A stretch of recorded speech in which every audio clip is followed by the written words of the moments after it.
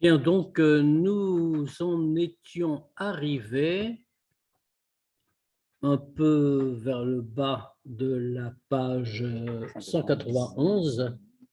11, c'est ça? Le, dans le dernier cas, juste après Kenodal et Yodechen, le texte commence par Ve'ine. Alors, rappelons ce qu'on avait dit, bien sûr. On avait expliqué, on avait commencé à répondre à la question, en réalité, comment l'homme peut continuer à vivre au-delà de 60 ans quand il a commis des avérotes très, très, très graves. L'Admorazaken avait posé la question dans un chapitre précédent.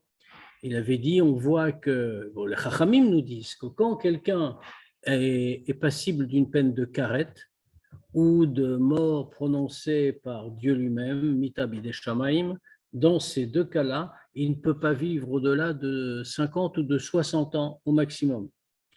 Or, nous voyons que dans nos générations, il y a beaucoup de gens qui ont fait ce genre de choses et qui continuent à vivre très longtemps et même à mener des vies très, très agréables. Donc, bien sûr, on se demandait, mais comment est-ce que c'est possible? Parce qu'en réalité, non, mais la science n'a jamais encore su réparer le carré.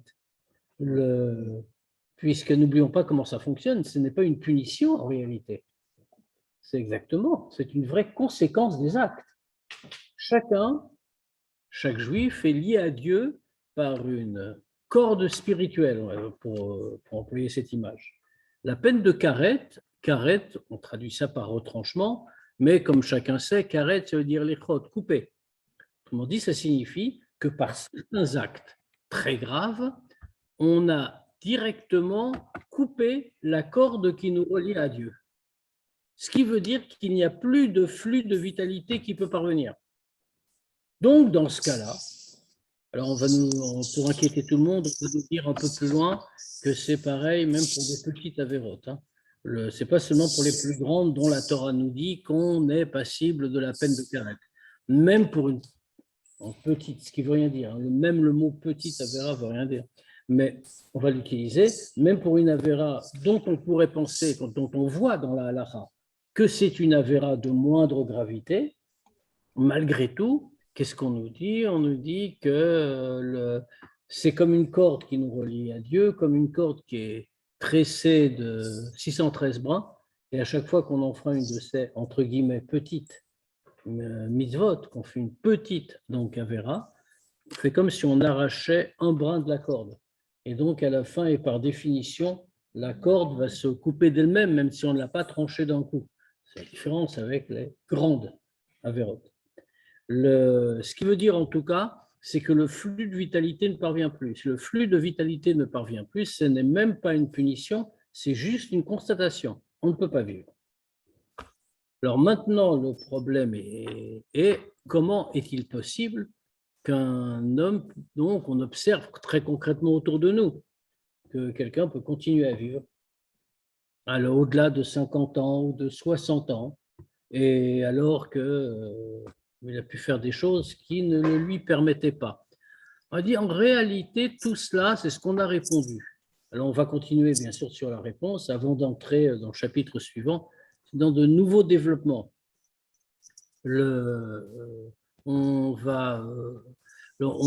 C'est-à-dire que tout ça, c'était vrai à l'époque du Beth Amikdash. Pourquoi à l'époque du Beth Amikdash? Parce qu'à ce moment-là, il y avait une révélation directement de Dieu dans le Beth Amikdash. Et toute la vitalité matérielle du monde passait par le Beth Amikdash. Donc, elle devait être entièrement dans la Kedusha. Et quand quelqu'un se coupait de la Kedusha par ses actes, à ce moment-là, il n'avait plus aucune ressource de vitalité. Et donc, par définition, comme on l'a dit, il disparaissait. En revanche, depuis que le Beth Amikdash a été détruit, alors on ne va pas s'en féliciter, malgré tout, ça a quand même une petite conséquence positive, si on peut dire. Depuis que le Beth Amikdash a été détruit, le flux de vitalité ne vient pas directement du Kodesh HaKodashim, il ne vient par définition, il ne vient pas directement de la Kedusha, mais il passe par ce qu'on appelle Klipat Noga. Alors, Klipat Noga, comme on l'a dit la fois dernière, pour le dire en 3 mots, c'est voilà. La partie blanche. Voilà, exactement. La clipa intermédiaire. Autrement dit, où sont mélangés le bien et le mal. Et comme il l'a renvoyé d'ailleurs ici sur le Etzadat, sur l'arbre du fruit de la connaissance, la connaissance du bien et du mal, où depuis qu'il y a eu la faute de Adam Arishon, ça a fait rentrer le mal dans le monde. Et donc le mal s'est mélangé au bien. Ce que nous faisons d'ailleurs constamment dans la Torah, enfin dans les mitzvot, je veux dire, c'est précisément écarter le mal pour ne prendre que le bien. C'est tout le travail spirituel que nous accomplissons. Les conséquences spirituelles de toute chose, c'est faire le tri entre le mal et le bien.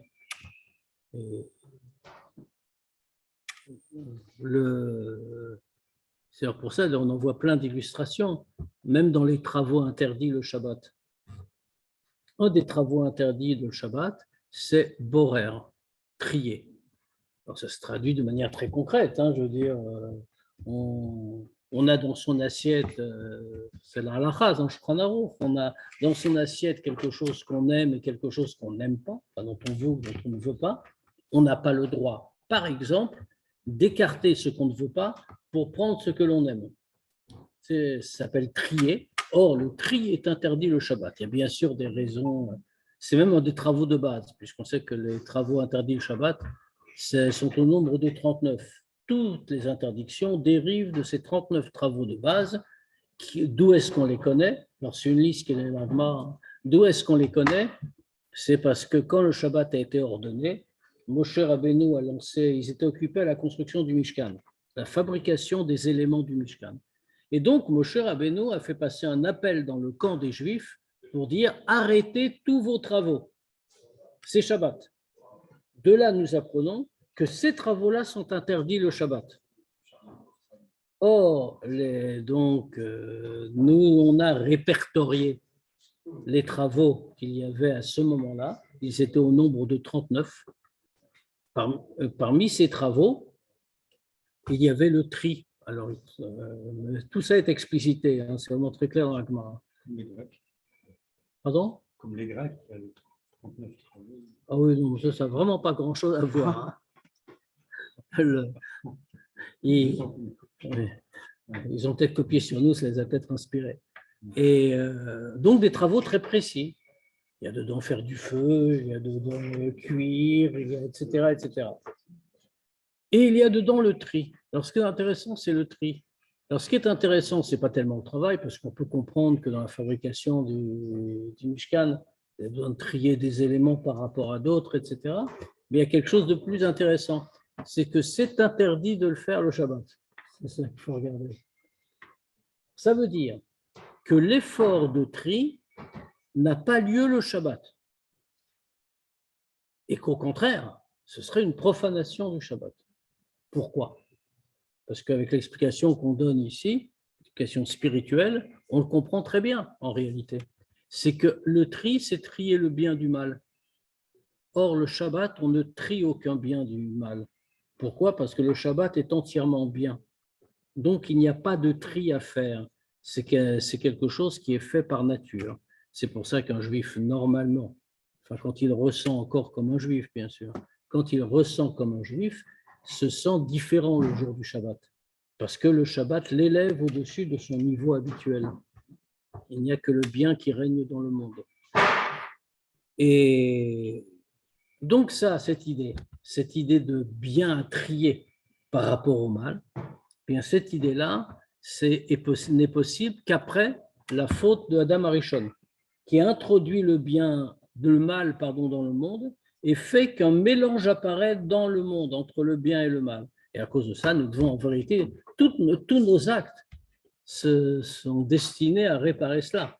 Quand nous aurons fini le travail de borer, de biro, de trier, alors à ce moment-là, le bien seul apparaîtra. Normalement, nous devrions voir le bien directement. C'est-à-dire que les enveloppes matérielles ne devraient pas cacher la lumière divine qui les fait vivre. Je ne sais pas si j'ai bien compris, mais vous avez dit les mitzvot, c'est un tri. Oui. Et en même temps, vous dites à Shabbat, on ne peut pas faire. On ne fait pas le tri. Les mitzvot matériels. Ah, C'est-à-dire, par exemple, le oui, Shabbat, on d'accord. ne met pas les tefilines, le Shabbat, etc., D'accord, etc. d'accord. Bon, ce qui est tout à fait étonnant, hein, pourquoi on ne mettrait pas les tefilines au Shabbat? Pas Bien sûr. moral. Il y a des raisons, hein, évidemment, des raisons halachiques, mais je veux dire, toutes les raisons halachiques, pardon, toutes les raisons halachiques sont bien sûr fondées sur des raisons spirituelles. Et donc, on ne les met pas parce que, justement, qu'est-ce qu'on fait quand on fait une mitzvah concrète? Quand on fait une mitzvah concrète, on trie l'objet, c'est-à-dire qu'on fait apparaître à l'intérieur d'un objet matériel quelque chose de spirituel. Prendre un exemple très simple. Quand on met les tefilines, qu'est-ce qu'on a fait? On a pris un morceau de cuir qui est parfaitement banal, vulgaire. Je veux dire, ce n'est pas un cuir spécial. Bon, il ne faut pas que ce soit un animal impur, ça va être un animal cachère. Mais il n'a même pas la shrita. C'est du simple cuir. C'est-à-dire qu'avec ce même cuir, on aurait pu faire une paire de chaussures, ou un sac à main, ou n'importe quoi d'autre. Le seul fait qu'avec ce cuir, on ait fait des tefilines, entraîne non seulement qu'on va faire la mitzvah de mettre des tefilines, mais que le cuir est devenu sain. Et la meilleure preuve, c'est que même quand les tefilines ne sont plus cachères, s'usent avec le temps, normalement, on devrait dire, ce serait quoi la logique? C'est que puisque c'est plus les tefilines, ben on peut les jeter, on peut en disposer, on n'a plus rien à en faire, c'est plus un objet de culte, c'est plus rien. Or, on n'a pas le droit. Pourquoi on n'a pas le droit? On sait très bien qu'on doit les mettre de côté, on fait dans toutes les choules pour ça, enfin presque toutes. Il y a une gnisa, il y a un endroit où on met les objets de culte qui ne sont plus utilisables. Pourquoi? Parce que le fait qu'on ait fabriqué des tefilines à partir de ce cuir a transformé la nature du cuir. Ce n'est plus du cuir, c'est un objet de sainteté. Autrement dit, on l'a trié, si on peut dire. On a fait apparaître la réalité divine qu'il y avait dans ce cuir. Alors, tout cela vient du fait que le mal est mélangé au bien. Ce qui produit Klipat Noga, c'est tout le rôle de Klipat Noga. Klipat Noga peut être utilisé pour le bien comme pour le mal. Klipat Noga n'est pas négatif en soi. C'est une Klipa intermédiaire, c'est-à-dire qu'on peut en faire quelque chose de positif. Ça dépend de nous. Absolument, mais qui peut aller dans les deux sens. L'Akdoucha, c'est l'Akdoucha, on n'en discute pas. Quelqu'un fait une mitzvah, par exemple, c'est de l'Akdoucha, il n'y a aucune discussion. Chazve Shalom, quelqu'un fait le contraire. Là aussi, il n'y a pas de discussion, ça nourrit la clipa. Maintenant, entre les deux, comme on le dit toujours, l'exemple le plus classique en réalité, c'est l'acte de manger. Je ne parle pas de l'acte de manger cachère ou pas cachère. Ne pas manger cachère, shalom, c'est faire une avéra, donc c'est dans la klipa, par nature, par définition. En revanche, l'acte de manger, quelle attitude ai-je par rapport à la nourriture? La nourriture super cachère avec tous les herchérim, tout ce qu'on veut. Hein. Quelle attitude ai-je? Si mon attitude c'est, non, pire que ça. Je vais m'empiffrer et rechercher le plaisir de la nourriture. Ça, comme chacun le comprend, c'est l'horreur absolue. Pourquoi? Parce qu'en réalité, à quoi sert la nourriture? Qu'est-ce que c'est que la nourriture? La nourriture, physiquement, sert à entretenir notre force. Oui, exactement. Mais pourquoi est-ce que Dieu nous a fait qu'on soit obligé de manger pour entretenir notre énergie? Faire autre chose. Pourquoi est-ce qu'il nous a donné le sentiment d'appétit? On aurait pu vivre autrement, je veux dire. Dieu est tout-puissant, il peut faire autre chose. On aurait mis une prise. Mais il y a un arbitre. Le rendre grâce à la nourriture. Même pas. Parce que dans la nourriture, il y a une étincelle divine à élever. C'est lui qui l'a créée. Et quand un juif se conduit comme un homme devant la nourriture, une bracha avant, une bracha après, en ne recherchant pas le plaisir de la nourriture, mais en mangeant justement pour renouveler son énergie, ce qui ne veut pas dire qu'il est obligé de mal manger ou de manger des choses répugnantes, ce n'est pas le sujet, mais qu'il ne recherche pas cet aspect-là, alors il élève la nourriture. Mais quand au contraire, même si c'est, encore une fois, hyper cachère, sans allusion,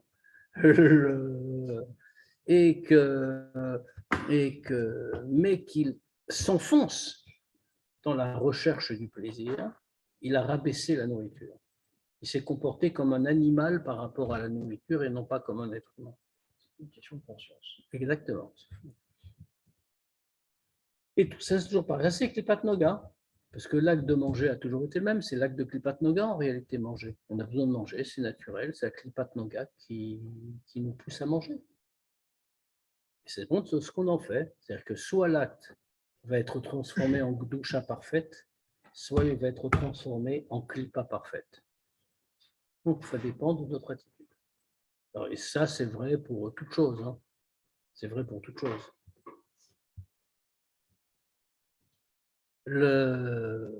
Donc. Pas où il y a une lumière. Pardon? Je ne t'ai pas entendu. Non, je dis c'est une clipa. C'est une clipa dans laquelle il y a de la lumière. Exactement, c'est une clipa, comme on l'a dit, intermédiaire, mélangée, c'est ce qu'on nous a expliqué la fois dernière, mélangée de mal et de bien. Alors maintenant, l'homme, comme on l'a dit, a toujours un libre arbitre absolu. C'est même sa grande caractéristique par rapport à toutes les autres créatures. Il est doté de libre arbitre. C'est même le point qui fait que l'homme ressemble à Dieu, d'une certaine façon. De la même manière que Dieu, c'est un privilège que Dieu nous a donné, de la même manière que Dieu est, par la définition évidemment, totalement libre, sans aucune limite, sans aucune contrainte, il a mis en nous un peu de cet aspect et nous sommes libres de tout faire. Rien, c'est un des grands principes du judaïsme, et c'est partie d'ailleurs des Yud-Gimel Karim, des 13 principes de base du judaïsme définis par Rambam. L'homme est libre, pas de destin, c'est lui qui décide de ce qu'il fait. Ça veut dire que l'homme n'est jamais contraint à rien. Et donc, un instant, non, on lui a ordonné, mais il est libre de désobéir. Et rien ne viendra l'arrêter. Être libre, c'est pouvoir le faire. Autrement dit, on ne serait pas libre si à chaque fois qu'on veut désobéir, Shalom à Dieu, il y avait la foudre qui nous tombait sur la tête. Alors effectivement, là, on n'aurait plus de libre arbitre. On dirait, bon, on n'a pas le choix.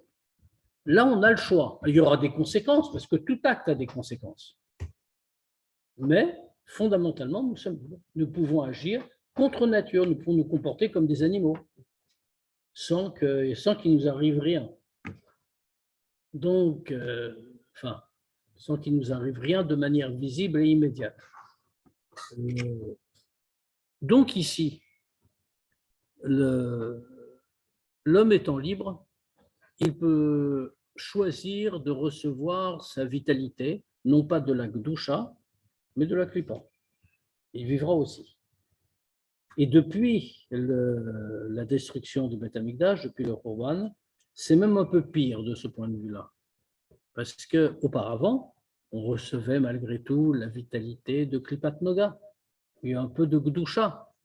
Depuis la destruction du Beth Amikdash, où le monde est descendu de niveau, on peut recevoir notre vitalité de la Klipa absolue, de la Klipa complète. Donc,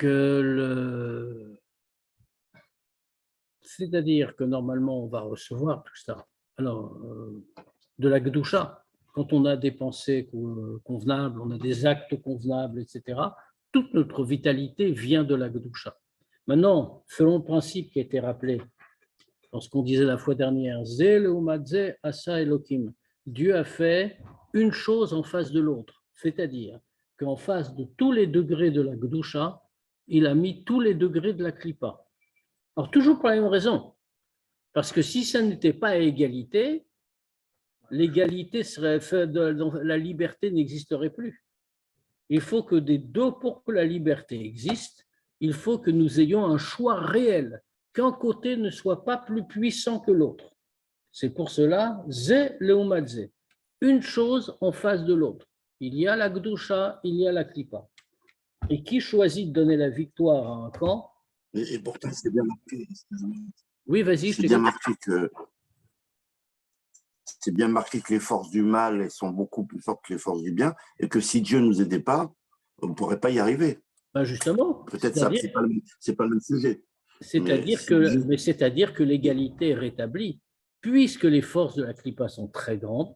Pour maintenir l'équilibre, il faut que Dieu nous aide. Et si Dieu ne nous aidait pas, ben on n'y arrivera pas, donc Dieu nous aide. Et c'est indispensable qu'on puisse y arriver. Encore une fois, sinon, l'idée même de libre arbitre ne voudrait rien dire. Si le mal l'emportait, je veux dire, tout le judaïsme est fondé sur l'idée du libre arbitre d'une certaine manière. On nous dit par exemple qu'une récompense et une punition dans l'autre monde après la mort, même si c'est des choses de relativement petite importance, puisque l'idée malgré tout n'est pas d'avoir une grande punition, une grande récompense. Ce qui compte, c'est de se lier avec Dieu. Toute récompense n'a pas de sens hors du lien avec Dieu, et la punition n'est pas une vraie punition, mais davantage une purification. Je veux dire, on ne croit pas, dans le judaïsme, on ne croit pas qu'on va être puni pour l'éternité, qu'on va souffrir pour l'éternité.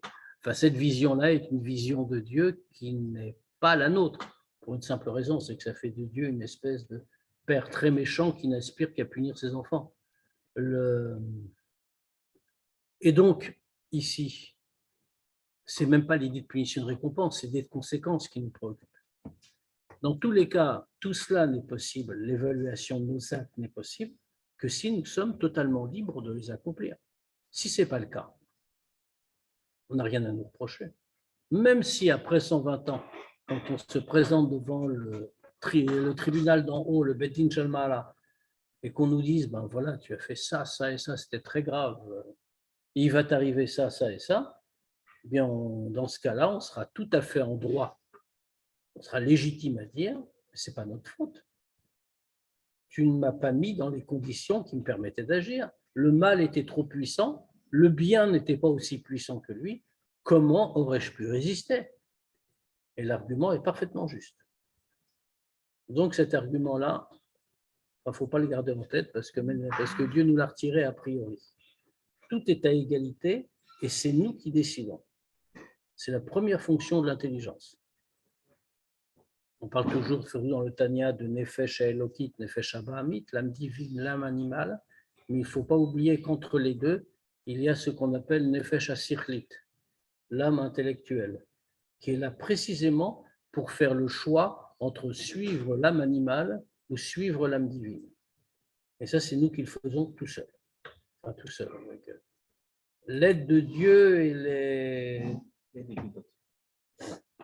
voilà, l'aide de Dieu, avec les ressources de l'âme. Et elles sont immenses, bien sûr. Et on peut le faire. De toutes les façons, ce que disent les Chachamim, c'est que les Chachamim nous disent, ça c'est pas dans Tanya, qui nous disent qu'en réalité, plus un homme a de force dans la Gdusha, plus la Klippa est derrière lui, inversement. Pourquoi? Mais parce que c'est toujours pareil. La liberté doit être garantie. Si je suis un homme qui a une force de Gdusha infinie, mais très peu de potentiel d'impureté, je ne suis pas libre. Je ne suis qu'un automate à faire du bien. Mais ça, ce n'est pas la grandeur de l'homme. Je suis peut-être un ange, mais un ange, ce n'est pas du tout le projet de Dieu, ce n'est pas intéressant. Ce n'est pas ça que Dieu veut. C'est pour ça que l'homme est supérieur à l'ange, parce que nous pouvons choisir. Un tzaddik comme Rabbi ou Rabbi Shimon bar Yochai, par exemple, un tzaddik comme ça, il avait des forces du mal exceptionnelles. Non, parce que ça, c'est différent. Là, on est en train de parler d'hommes du commun, comme nous. Voilà, homme du commun. Parce qu'il devrait être un homme du commun. Normalement, on devrait tous être des Bainanimes. Maintenant, un tzaddik a une autre fonction. Et sa fonction est en plus tu ne parles pas de n'importe quel tzadikim, tu parles de Rabbi Shimon Bar Yochai, tu parles du Rabbi, autrement dit, des gens qui n'avaient pas seulement la fonction de tzadik, mais la fonction de Rabbi. C'est-à-dire, ils avaient la fonction, c'est comme si tu parlais de Moshe Rabbeinu. On ne voit pas que Moshe Rabbeinu ait commis d'erreur dans sa vie. Pourquoi? Parce que justement, sa fonction n'est pas, lui, de lui. Alors, bien sûr, il aurait pu mal tourner, mais je veux dire, on ne lui a pas retiré sa liberté.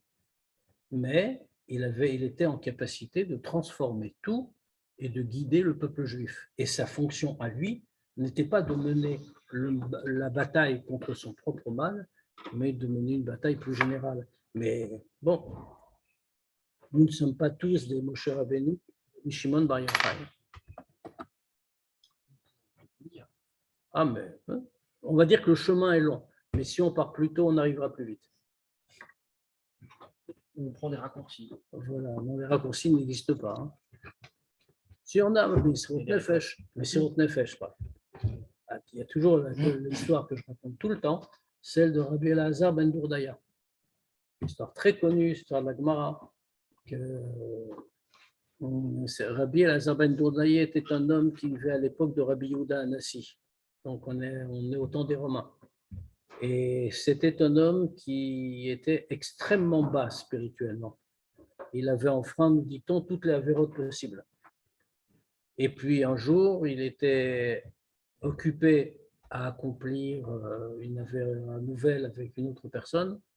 Et l'autre personne, à un moment, se lève et par moquerie, il lui dit, enfin, ne se lève pas d'ailleurs, par moquerie, il lui dit au milieu de leur acte, Éléazar, toi, tu n'auras jamais de part dans le monde futur. Pour une raison totalement indéterminée, ce mot-là, qui était un mot qui avait été dit en plaisanterie, l'a bouleversé. Il se lève, il saute du lit, dit-on, et court dans la campagne. Et il appelle à l'aide les astres, les montagnes, etc., sans succès. À la fin, il dit, puisque je n'ai pas de réponse, c'est que tout ne dépend que de moi. Alors il s'assoit au pied d'un arbre, met sa tête entre ses jambes, se met à pleurer, et il pleure avec une si grande conviction que son âme le quitte. Et à ce moment-là, quand son âme le quitte, une voix retentit dans le ciel qui dit « Rabbi Elazar ben Dourdaya, ta place t'attend au Gan Eden ». Et c'était l'époque de Rabbi Yehuda Anassi, donc c'était le grand tzaddik de sa génération, le rabbi de sa génération. C'est le compilateur de la Mishnah, Rabbi Yehuda Anassi. Et bon, la voix n'était pas une voix matérielle, donc avec eux les privilégiés qui entendaient ce genre de voix, une voix spirituelle. Donc il l'entend, il s'est mis à pleurer, ses disciples lui demandent « Pourquoi pleures-tu » Il dit « Moi, je ne sais pas de quel côté on va m'emmener après ma mort. » Bon, tout le monde le savait, mais lui s'obstinait à ne pas le savoir. Et il dit, c'est lui qui a cette fameuse phrase « Yesh kone olamo besha'achat » Il y en a qui acquièrent leur part dans le monde futur en un instant. Il dit « Moi, toute ma vie, je me suis fatigué, je ne sais pas ce que je vais avoir. » Lui, il a fait tchouva en un instant. Et non seulement il a une part au Gan Eden, mais en plus, on l'appelle Rabbi. Ce qui, à l'époque, n'était pas un simple titre. On ne disait pas, comme on dit aujourd'hui, Rabbi pour toute personne qui a une barbe. Rabbi, c'est quand on donnait à quelqu'un le titre de Rabbi, on voit dans la Gemara, il y a plein de Chachamim dont on étudie encore aujourd'hui les enseignements, qui ont donné les grands principes, et qui portent aucun titre. On les appelle ni Rav, ni Rabbi, ni quoi que ce soit, on les désigne par leur nom. Parce qu'en réalité, c'était un degré. Pour être appelé Rabbi, il fallait être reconnu comme tel par des sages qui portaient eux-mêmes ce titre et qui lui donnaient l'autorisation d'enseigner. Or, ici, c'était quelqu'un qui n'avait jamais étudié, qui ne connaissait rien. Et c'est Dieu qui proclame, il n'est plus Éléazar ben Dourdaya, il est Rabbi Éléazar ben Dourdaya. Donc voilà, il suffit de faire ça. Il y a des arbres dans les rues, pour ceux qui cherchent. Donc, on va reprendre là. Parce que oui, pardon, je voulais dire encore un mot. C'est que depuis la destruction de Beth Amikdash, depuis le Choban, c'est encore pire. Parce qu'on peut retirer la vitalité donc de la klipa parfaite, de la klipa absolue. Et or, ça est très grave, on va reprendre. Vine. Vine Yaakov Revel Nachalato. Tu ne peux pas prendre Natania.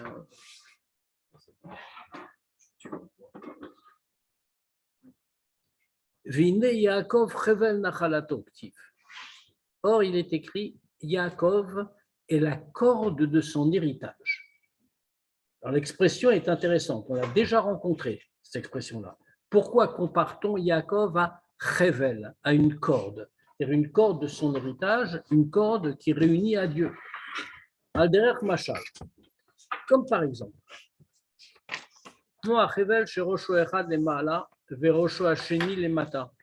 comme par exemple la corde dont une extrémité est en haut et l'autre extrémité est en bas.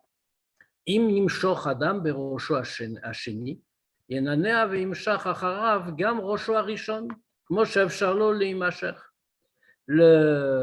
Quand un homme va tirer le bout de la corde, il va tirer d'en bas, bien sûr. Lui n'a contact qu'avec le bas, il ne sait pas ce qui se passe en haut. Mais c'est une corde unique. Autrement dit, quand il va tirer en bas, il va aussi tirer vers lui le haut. Or, le haut, dans la métaphore que le Tanya emploie, qu'est-ce que c'est? Le haut, c'est le point qui réunit à Dieu. C'est ce point-là qu'il va faire descendre. Kacha mamash, c'est exactement pareil. Beshoresh nishmat Adam ou Mekora beprinat he tata'a anal. C'est exactement la même chose. Dans la source de la neshama de l'homme, dans sa racine et dans sa source. Où est la source de la neshama de l'homme? Elle est bien sûr dans le nom de Dieu par lequel tout a été créé, le nom en 4 lettres, Yud Ke Vav Ke. Où exactement? Dans le deuxième He du nom de Dieu. Pourquoi le deuxième He?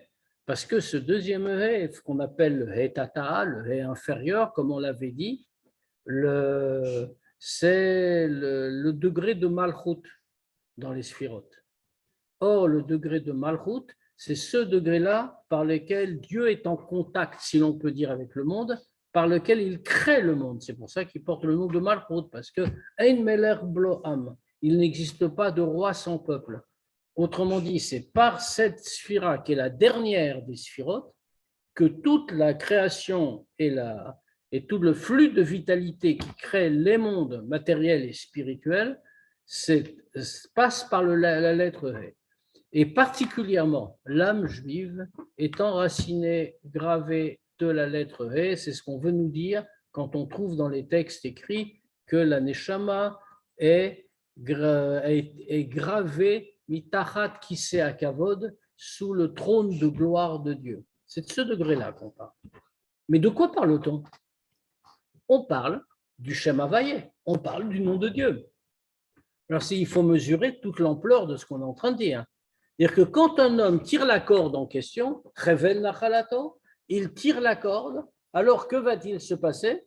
Il fait descendre le He du Shem Havayé. Autrement dit, il a une influence directe sur l'équilibre du nom de Dieu, si l'on peut dire. Donc,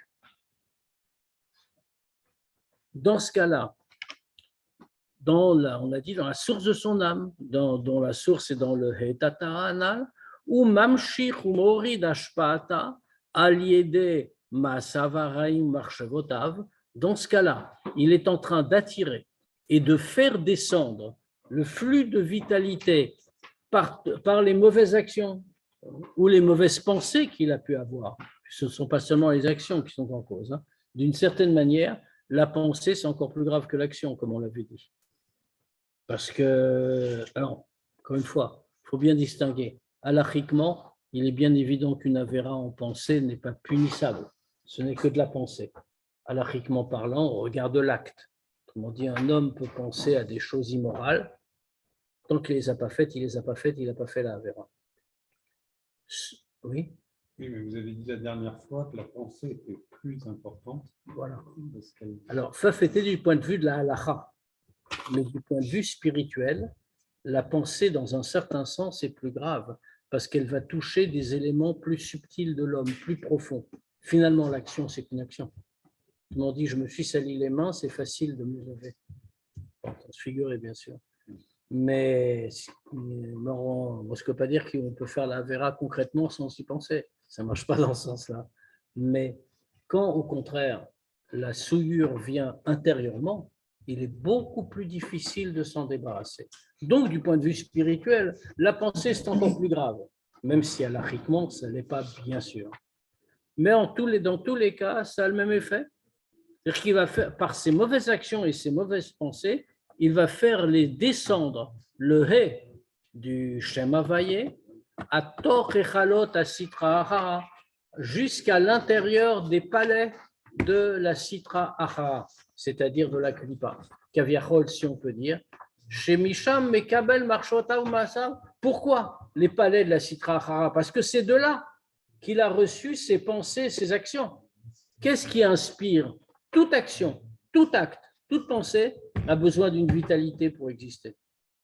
Cette vitalité-là ne va pas venir de la Gdusha, d'où peut-être plus que ce sont des choses interdites. Donc, leur nature, leur existence est liée entièrement à l'impureté.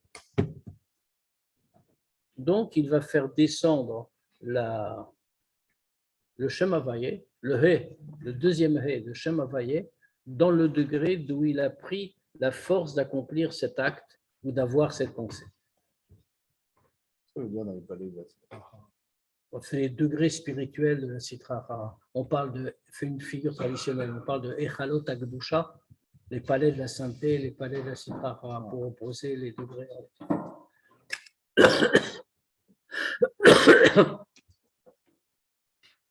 Ou mipne, shehu hu amamshich lahem ashpa, lachen notel chelek berosh veday la mevin. Et donc ici, il y a un phénomène qui se passe. Oui. Juste une question. Ça va très loin si on fait descendre le « et ». Oui. Pourquoi ça touche directement Dieu, en fait? C'est ça que j'arrive pas à comprendre. Mais ce qu'il est en train c'est ce qu'il est en train d'expliquer. En fait, tous les actes de l'homme sont importants. Tous sont des conséquences. Alors, c'est vrai qu'on ne parle pas de l'essence de Dieu. C'est vrai qu'il y a d'autres degrés où ça ne touche pas. Et par ailleurs, on trouve écrit que ça ne touche pas. Dieu est au-dessus de tout ça. Bien sûr. Mais si on parle d'un degré précis, ce degré précis, c'est ce qui donne la vitalité à nos actes, à notre vie. Si notre vie, nos actes sont négatifs, alors on prend ces actes-là, ont pris la vitalité de la klipa, justement. Donc, feu avec quoi on l'a fait? Feu avec quoi on est lié plutôt? Notre âme est liée à un degré, celui du deuxième hé, le hé tata. Donc, on a pris le hé tata auquel nous sommes liés par la corde de l'héritage, comme on l'a dit, le chevel nachalato. Et on l'a fait descendre là où on a pris la force qui nous permet d'exister et qui nous sert à nos actes, c'est-à-dire la klipa. Et la conséquence de ça, c'est ce qu'on vient de dire.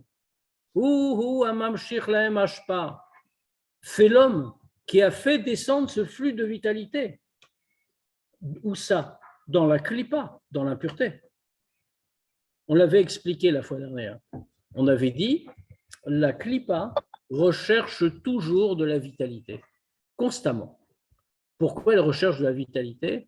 Parce que la klipa, en réalité, en a très peu. Dieu ne veut pas qu'elle existe. Le sort de la klipa, c'est d'être le deuxième pôle qui permet notre liberté, mais de n'avoir de vie que dans cette mesure-là. Comme le Tanya l'a dit précédemment, dans une autre partie, c'est comme un roi qui emprisonnerait son ennemi et qui ne veut pas qu'il meure, pour des raisons qui lui sont propres, mais il ne veut pas non plus qu'il prospère. Alors que fait-il? Il l'enferme et puis lui jette le minimum de nourriture possible par-dessus l'épaule avec mépris. Donc cet ennemi-là, que va-t-il faire? Il va constamment chercher de la nourriture, de la vitalité quelque part. C'est pour ça qu'à chaque fois qu'il y a beaucoup de gdusha quelque part, on voit très souvent, on voit la klipa arriver. Pourquoi? Mais parce qu'elle est attirée par la vitalité. C'est de là qu'elle va vivre. Ici, c'est pareil. Ici, la klipa cherche de la vitalité. Il y a quelqu'un qui la nourrit. Ce quelqu'un, c'est cet homme qui, chas v'shalom, a fait des avérotes. Il a fait descendre. Et qu'est-ce que ça veut dire qu'il a fait descendre? La conséquence aussi, c'est que toute la vitalité que possédaient des actes positifs est tombée dans les actes négatifs. C'est pour ça que celui qui fait une avéra est comparé à un meurtrier. Qu'est-ce que c'est qu'un meurtrier? Matériellement, physiquement parlant. Plus que ça, plus précisément. Il est chauffeur d'âme à Adam, Adam, c'est le mot employé par la Torah. Il verse le sang là où il ne devrait pas être. Il verse le sang sur le sol, alors qu'il devrait faire vivre un homme. Quand nous faisons Chas v'Shalom une avéra, nous faisons exactement la même chose. Le sang, c'est-à-dire le symbole de la vitalité, de la vie, il devait être dans la Gdusha, par notre acte, il ne l'est plus, et il va tomber ailleurs. Il va tomber dans la Klippa, dans l'impureté. Donc, quelle que soit la vera qu'on fasse, en réalité, on est plus ou moins un meurtrier. C'est pour celui qui en fait, bien sûr, c'est aucun d'entre nous. Et donc, puisqu'il a alimenté la Sitra, il a alimenté la Klippa, la reine notel Chelek Berosh, donc il va prendre la meilleure part, Daï la Mévin. La Klippa va l'alimenter. C'est grâce à lui qu'elle est plus forte. Et donc, dans ce cas-là, elle va lui en rétrocéder une part. Et c'est ce qui va lui permettre de vivre. Et il ne vit pas avec le flux de vitalité de la Gdusha, ni même de la Klippat Noga, mais il vit grâce au flux de la vitalité de la Klippa impure. Vezeu Shamurazal. Et ce que nous disent les Chachamim. En beyadenu, lo mishavat arshaim vechulu. Nous n'avons pas dans les mains la tranquillité des Rechaïm, etc. Alors, beyadenu, on comprend ce que ça veut dire. Beyadenu davka kelomar bismanagalut achara chorban. C'est aujourd'hui, entre nos mains, aujourd'hui, c'est-à-dire aujourd'hui en temps d'exil, après la destruction du Beth Amikdash. Alors, l'homme Ishalvat Areshaim, il y a plusieurs interprétations sur ce passage. Nous n'avons pas aujourd'hui entre nos mains la tranquillité des Rechaim. Les Chachamim nous donnent plusieurs interprétations sur ce que c'est que cette tranquillité des Rechaim. Alors, on va en donner une positive quand même pour nous rassurer un peu. Nous ne sommes pas aujourd'hui, veut-on nous dire ici, le Hanmourazaken veut nous dire, nous ne sommes pas des Rechaim absolus. On a plein de circonstances atténuantes. Donc, ce qui fait, en réalité, un rachat est très tranquille. Pourquoi est-ce qu'il est tranquille? Parce qu'il reçoit toute sa vitalité de la Klippa parfaite, de la Klippa absolue. Donc tout va bien. Il continue ses mauvaises actions, il continue à s'enfoncer dans la Klippa, et la Klippa lui donne tout ce dont il a besoin pour vivre. Donc pour lui, tout est bien. Alors c'est une fausse tranquillité, parce que tout ça aura des conséquences spirituelles terribles. Mais au moins, il est tranquille maintenant. Or, nous n'avons pas droit, nous, à cette tranquillité. Pourquoi? Parce que nous ne sommes pas assez Rechaïm, si l'on peut dire. Et donc, il nous reste un peu de Gdusha en nous, pas grand-chose. Mais ce qui fait que, comme il nous en reste un peu, nous recevons aussi de la vitalité de la Gdusha. Et donc, nous n'avons pas la tranquillité absolue. Il y a des choses qui nous remettent en cause. Vizui Prinat Galut Ashrina. Et ça, c'est ce que le Zohar appelle Galut Ashrina, si on peut dire. L'exil de la Shrina, l'exil de la présence divine. Les Ashpia, les Chalot, Asitra Rara, Asher Sana, Nafsho, Yidbarer, c'est-à-dire de faire descendre dans le domaine, dans les palais de la Sitra Rara, de l'impureté que Dieu déteste, que Dieu est.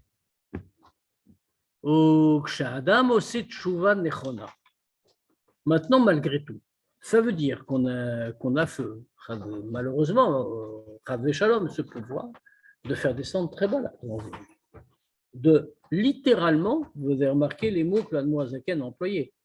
On fait faire descendre Dieu en exil, ce n'est pas seulement l'idée de la destruction spirituelle, la destruction du Beth Amikdash, pas seulement Khorban, auquel on donne ce sens en disant spirituel, c'est Galut Ashrina, c'est l'exil de la Shrina.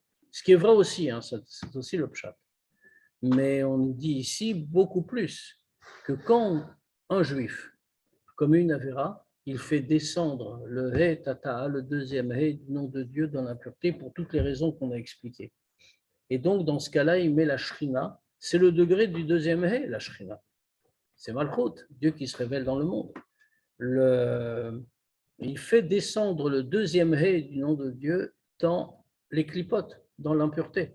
Et donc, littéralement, il fait que Dieu est en exil. C'est ce qu'on appelle Galut Ashrina, dans des endroits à des degrés que Dieu déteste, puisque par définition, la clipa est ce que Dieu déteste. Maintenant, malgré tout, en réalité, on a tout ce qu'on vient de dire ici, évidemment très dramatique, etc., etc., mais c'est un côté très positif. Pourquoi? Parce que dans les siècles passés, à l'époque du Beth Amikdash, etc., quand un homme, on l'a dit, il était Chayav Karet, Chayav Mita Bidei Shamayim, à 50 ans ou 60 ans, il mourait. Aujourd'hui, nous vivons davantage, même si on ne se comporte pas exactement comme il faudrait. Ce qui veut dire qu'aujourd'hui, nous avons toujours le temps de faire tchouva. Autrement dit, on a un sursis sur l'application de la peine. C'est-à-dire que maintenant, on peut continuer à faire tchouva au-delà. Or, ça, c'est un vrai privilège. Parce que tout de suite, il va nous dire Ksha'adam ose tchouva nechona. Quand un homme fait tchouva comme il faut. Alors, bien sûr, il va falloir définir la notion de tchouva nechona. Qu'est-ce que c'est que la tchouva nechona? Qu'est-ce qui la différencie de ce qu'on dit faire tchouva? La tchouva nechona, on va en parler dans le chapitre suivant, donc ce sera plutôt la semaine prochaine. Mais bien entendu, l'Admour HaZaken va définir la tchouva nechona, les moyens d'y parvenir, il va nous le dire aussi. Et ensuite, il nous parlera du degré supérieur, qui est celui que nous devons rechercher, c'est-à-dire tchouva ila, la tchouva supérieure, qui transforme même les fautes volontaires en autant de mérites. La tchouva nechona est que le premier degré de la tchouva, c'est celui que nous avons tous le devoir de faire. Donc, tchouva nechona, alors quand il fait ça, Azaï meselek mehem hashpa sheim shir maasav marshavotav. Alors, bien entendu, la tchouva, qu'est-ce que c'est? Il faut la définir. Si on regarde la halacha, la tchouva, c'est très simple. Enfin, ça se définit très simplement. Quand on reconnaît sa faute et qu'on la regrette sincèrement, on demande à Dieu de nous pardonner, quelle que soit la faute, et puis on s'engage bien sûr à ne plus jamais la recommencer. Et c'est sincère, ça va durer, bien entendu. Parce que sinon, ce n'est pas tchouva nechona. Hein. Je veux dire, la tchouva par intermittence.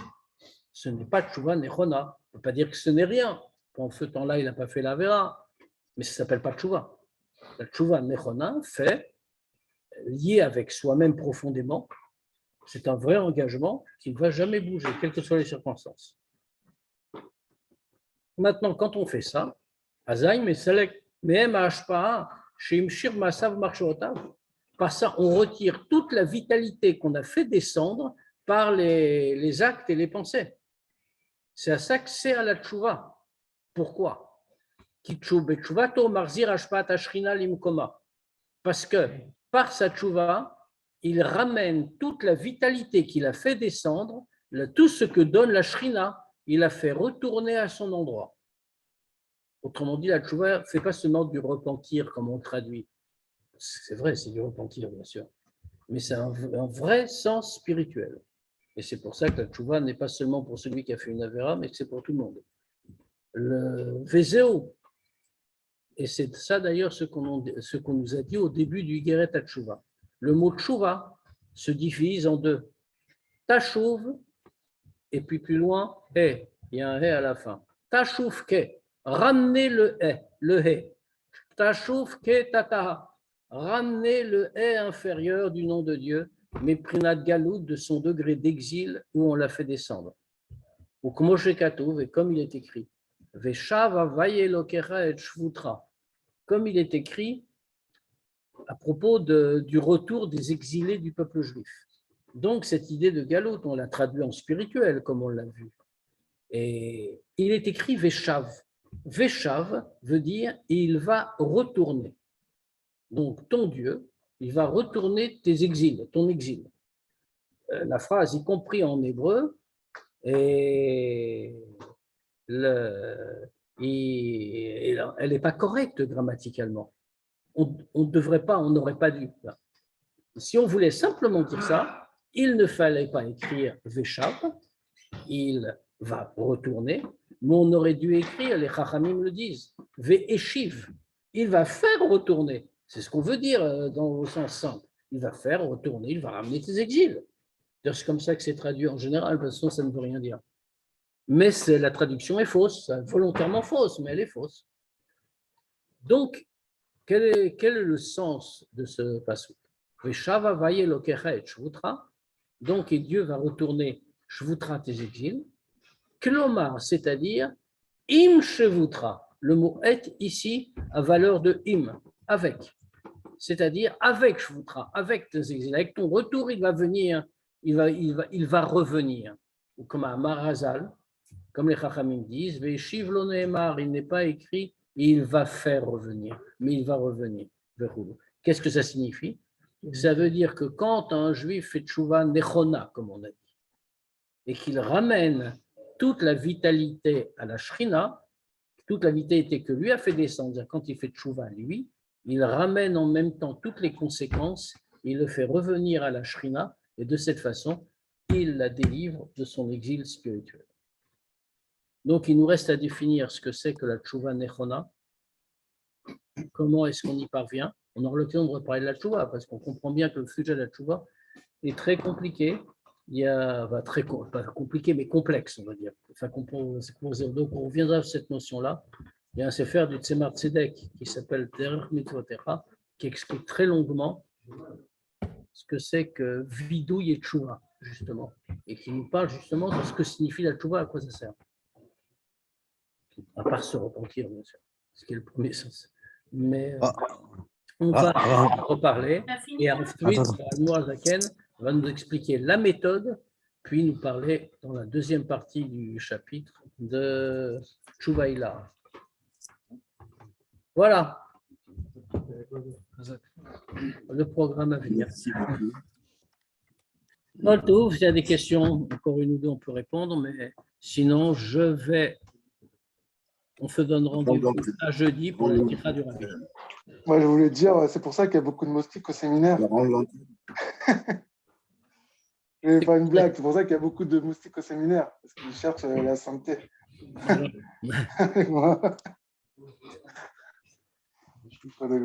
Bon. Allez, à jeudi, Bezrat Hashem. Tout. Allez, 20h45.